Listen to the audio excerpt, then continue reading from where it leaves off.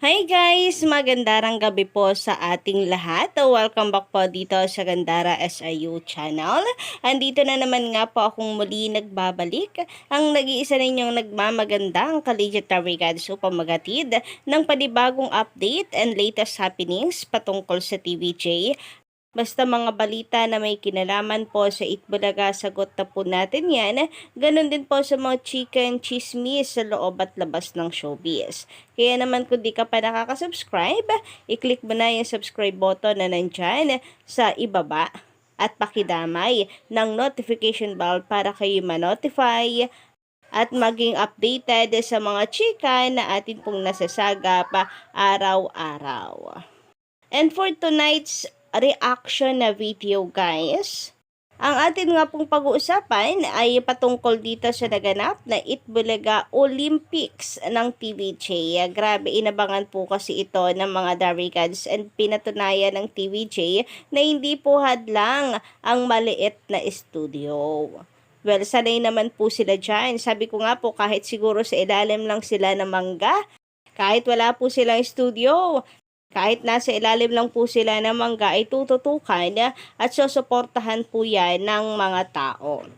At higit sa lahat, kayang-kayang i-handle po ng TVJ dahil dyan naman po sila mahusay. Kita nyo sila po ang nagpauso nga nitong sugod bahay sa barangay.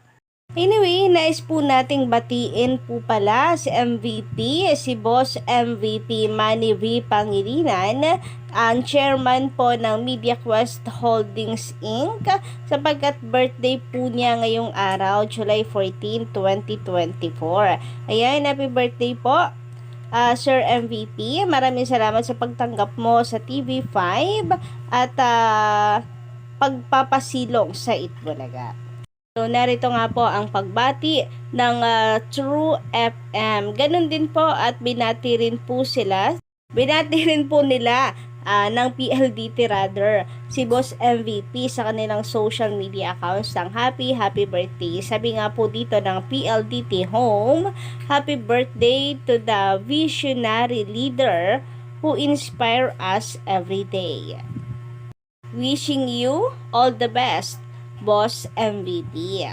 Subalit nagulat ako mga kadarikads, itong si Ted may pabati or may pagbati din po dito kay Boss MVP. Sabi niya dito, happy birthday Mr. Manny V. Pangilinan, and mukhang wala naman pong bitterness dito sa kanyang post, kaya nagulat ako, no? Pero dito sa kasunod, nagulantang naman ako kadarikads. Sabi kasi niya dito, thank you for your continuous support to the B-Pop Idols. Di po ba yung B-Pop Idols ay sa ano yan? Sa tahanang pinakamasaya ng Tape Inc.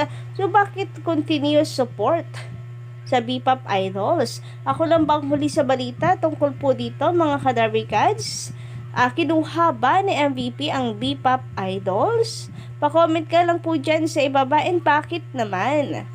Di po ba produkto po yan ng Tape Inc. na siyang kalaban, or should I say hindi lang kalaban, kaaway ng TVJ. Magkaiba yun sabi nga po ni Bossing Vic Soto, magkaiba yun na kalaban, just like kagaya po dito sa Showtime, magkalaban po sila kasi magkatapat po sila na noontime show.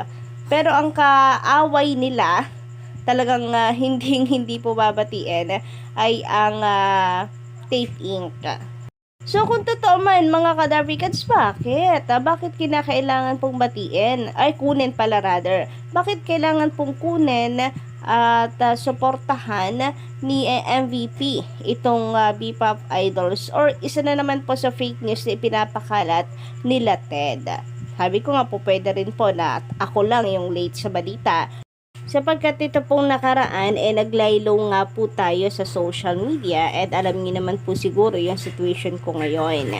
Pero kung sakala ang malaking katanungan or question mark po para sa akin is bakit? Anyway, sabi pa dito ni sabi naman ni Procnoy dito sa kanyang post, showbiz scoop, damang-dama ang VIP treatment sa pagbabalik ni Willie Revillame sa TV5. May problema ka doon? Bulagaan Olympics, ginawa lang sa maliit na studio ng EAT. Again, may problema ka doon? Kapansin-pansin ang VIP at special treatment sa pagbabalik 5 ni Willie Revillame sa kanyang primetime game show. Bongga ang napakalaking studio. Dagdag mo pa ang mga series of teasers at promotion sa lahat ng platforms.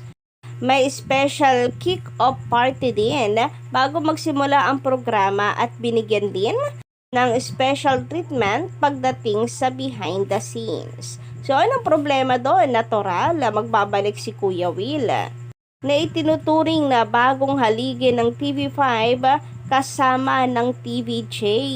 So, sila po ang mga hari ngayon ng TV5. So, dapat lang na may special treatment.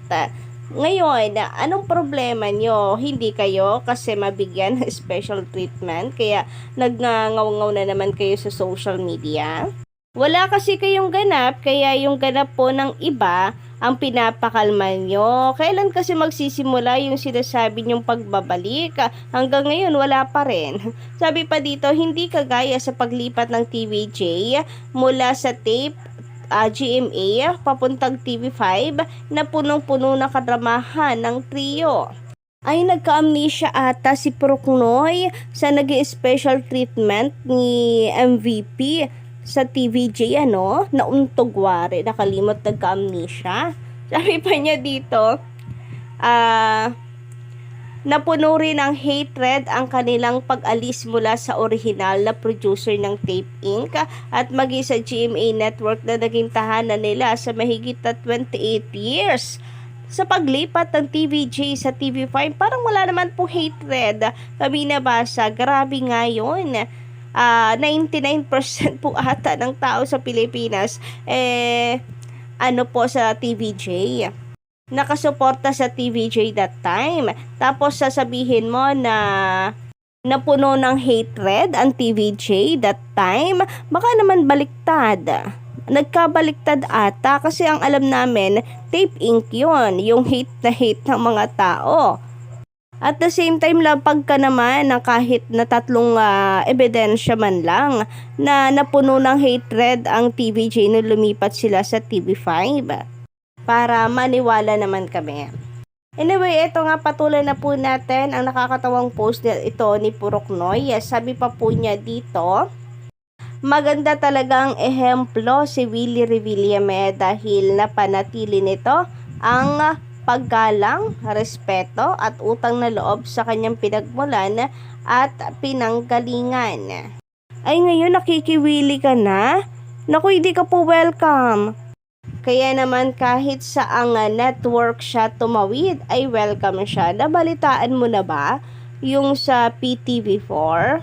Naku, fake ka nga lang pala kaya hindi mo alam. Anyway, sabi pa po niya rito, sa pagpapatuloy ng kanyang post, isang malaking halimbawa ang kanyang pagbabalik sa TV5. Napansin din ng mga netizens ang ganda at state-of-the-art studio na inihanda ng TV5 kay Willie Revillame.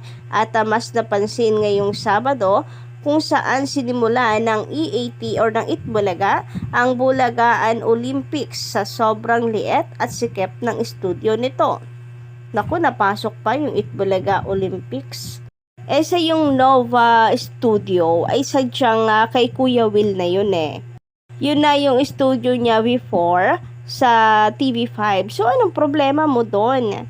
Gusto mo lang ipagdiinan na maliit ang studio ng TVJ. Ngayon, may problema ba sa maliit na studio? Ang hirap kasi sa mga taong hindi humble. Sabi pa dito, hindi rin nasiyahan ang mga netizens at viewers dahil sa napaka-low cost ng props at sets na ginamit sa segment na paghahalataan tuloy na kulang o walang budget ang show. Ano sabi mo? Hindi nagustuhan na at hindi nasiyahan ng mga viewers. Nasaan yung ebidensya pala pag naman magsasalita ka na lang din, wala ka pa ibinigay na ebidensya dito. Wala naman ako nakikitang post or kahit na anong comments po sa social media patungkol sa hindi sila nasiyahan at nilalait yung props ng TVJ. Katunayan yan, masayang masaya ang mga viewers, ang mga tao sa pagbabalik ng Bulagaan. at enjoy na enjoy sa kanilang panonood. Dagdag pa niya, hindi rin impressive at walang impact dahil para ka lamang di umanong nanonood sa perya sa tanghalian.